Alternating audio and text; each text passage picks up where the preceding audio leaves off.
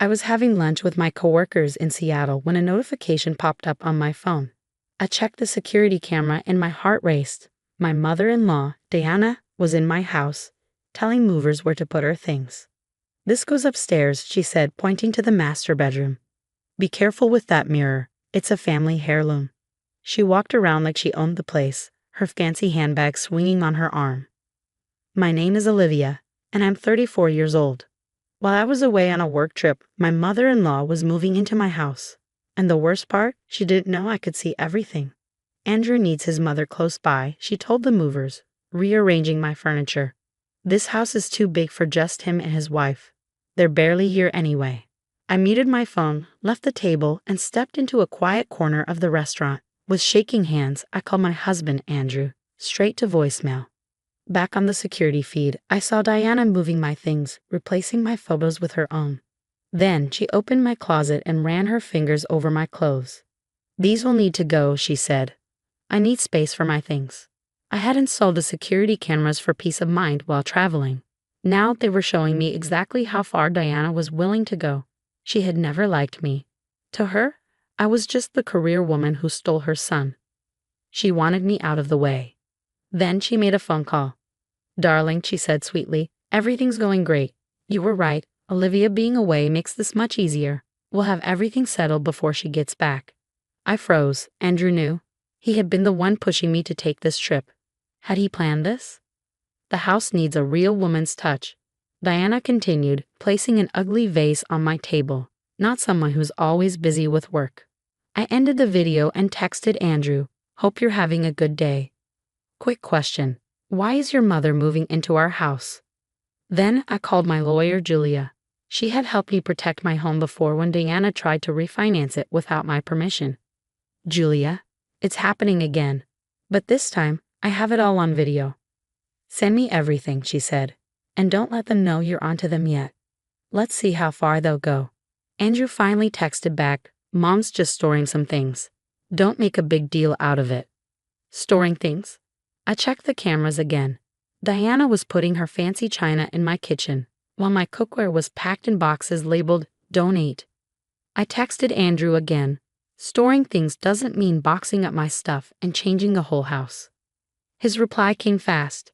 "You're overreacting. Mom's condo is being renovated. She needs a place to stay."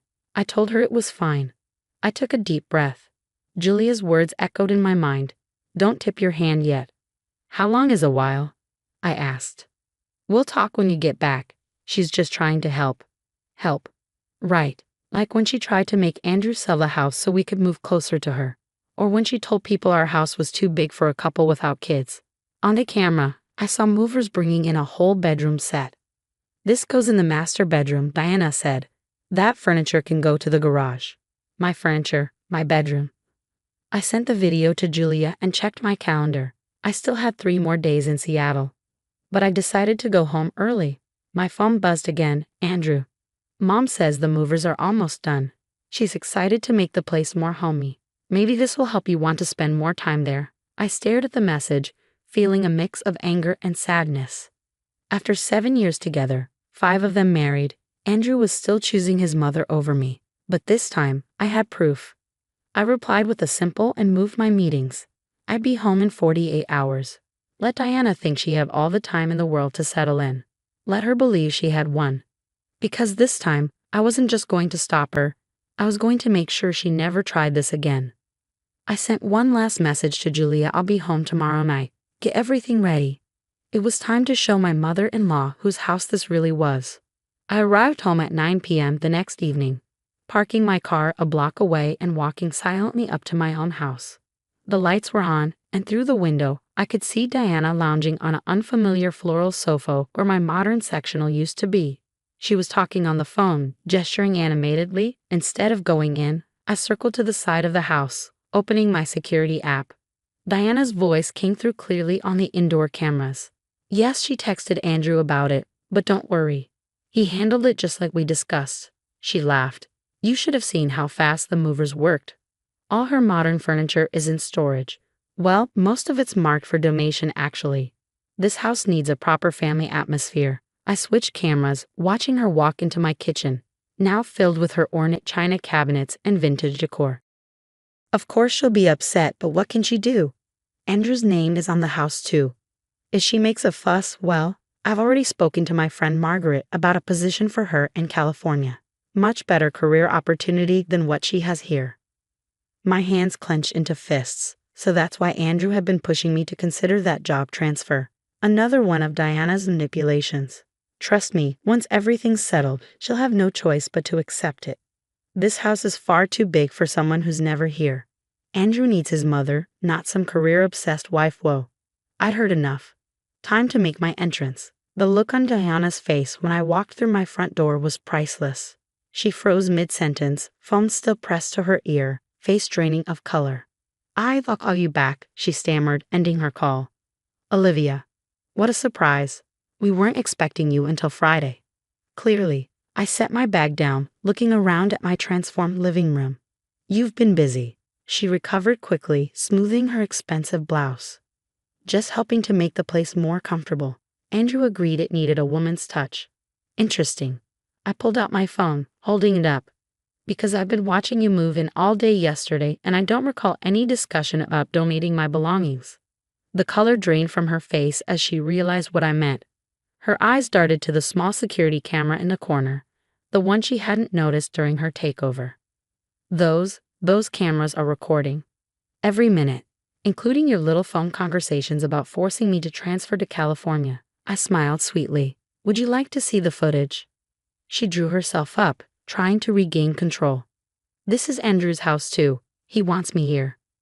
Actually, I pulled an envelope from my bag. We should talk about that. But maybe we should wait for Andrew. He should be home soon, right? Diana's eyes narrowed. He's away on business until next week. No, he's not. I sat down in one of her antique chairs, making myself comfortable. I called his office this morning. Interesting how his business trip got canceled right when you decided to move in. Almost like it was planned. As if on cue, we heard a key in the lock. Andrew walked in, stopping short when he saw me.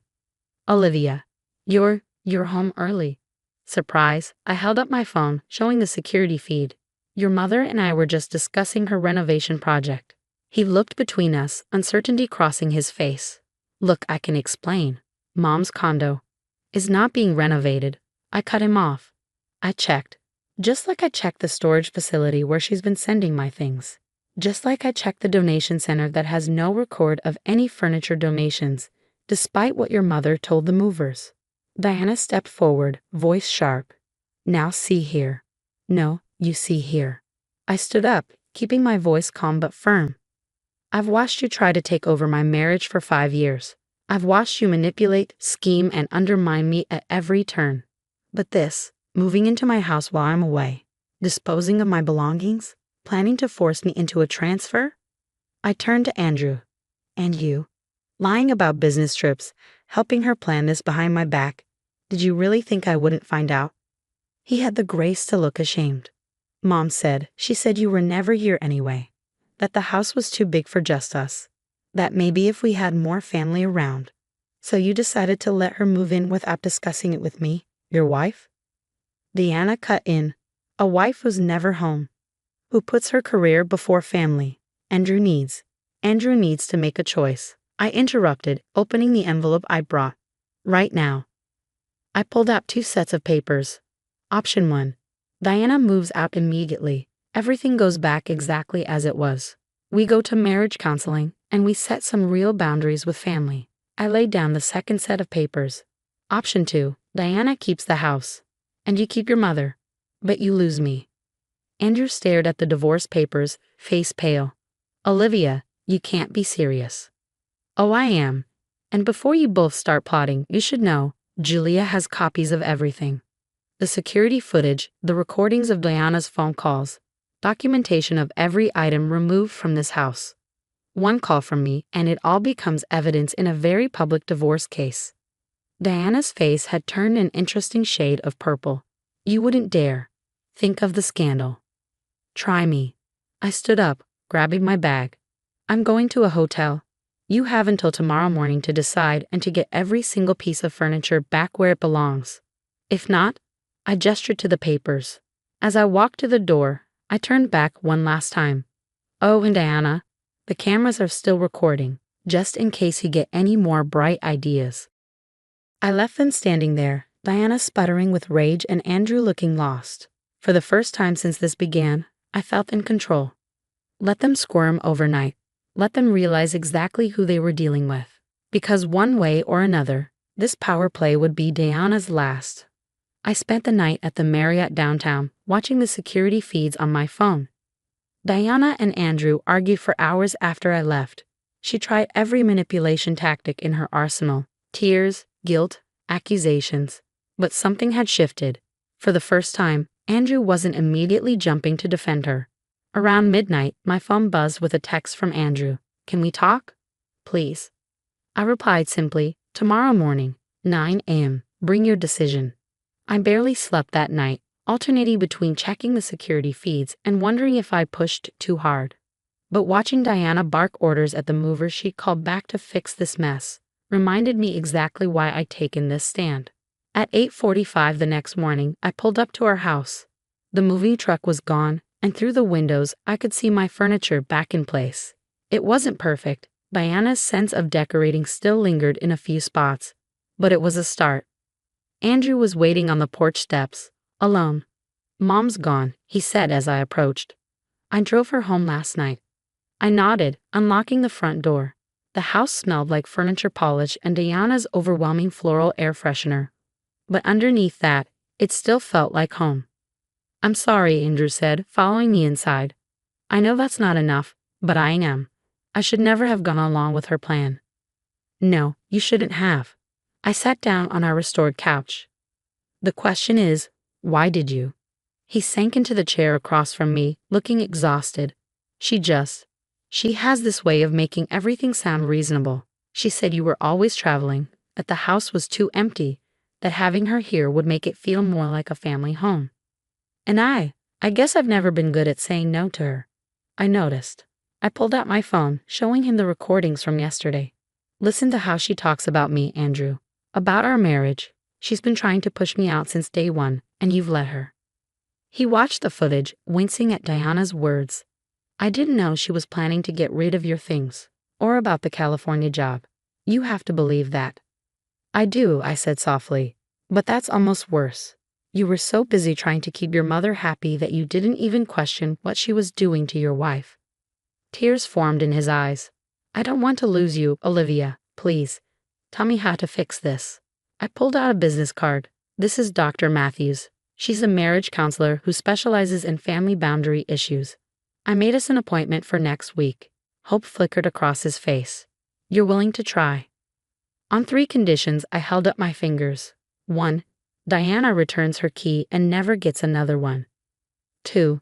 We set clear boundaries about visiting. No more surprise appearances, no more manipulating our schedules. 3. You commit to the counseling. Really commit. Because this is your last chance, Andrew. I love you, but I won't be your mother's doormat anymore." He nodded, reaching for my hand. "Anything. I choose you, Olivia. I should have chosen you all along." My phone buzzed. A text from Diana. "I hope you're happy. You've turned my own son against me. This isn't over." I showed it to Andrew. His jaw tightened as he read it. "Actually," he said, taking my phone, "it is over." He typed a response. "Mom, Olivia is my wife. Either you learn to respect that, or you won't be part of our lives. Your choice." He sent it before I could stop him. There. Should have done that years ago. Diana's response was immediate. A series of shocked emojis followed by a long paragraph about ungrateful children and manipulative wives. Andrew silenced the phone. "She'll calm down eventually," he said. "And if she doesn't, well, that's her choice." I leaned into him, feeling the tension of the past 2 days start to fade. "You know she's going to tell everyone how I cruelly threw her out and turned you against her." He laughed softly. "Let her. We have video evidence showing exactly what happened." Although he glanced at the security cameras, "Maybe we should upgrade the system. Just in case." "Already done." I smiled. Julia helped me install a few more cameras yesterday, including one watching the back door, Mom's favorite entrance for surprise visits. Andrew pulled me closer. "I really messed up, didn't I?" "Yes," I said honestly. "But you're fixing it. That's what matters." Over the next few weeks, we worked hard to rebuild our trust. The counseling sessions were tough but necessary, helping Andrew understand his mother's manipulation patterns and teaching us both how to set healthy boundaries. Diana tried a few more times to regain control, surprise visits, tearful phone calls, even a dramatic medical emergency that turned out to be a mild headache. But each time, Andrew stood firm. Our house slowly became our home again, free from Diana's influence. And every time I walk through the door, I smile at the small security camera in the corner, my silent guardian against any future power plays. Sometimes the best defense isn't just being prepared. It's being willing to stand your ground, even against family, especially against family.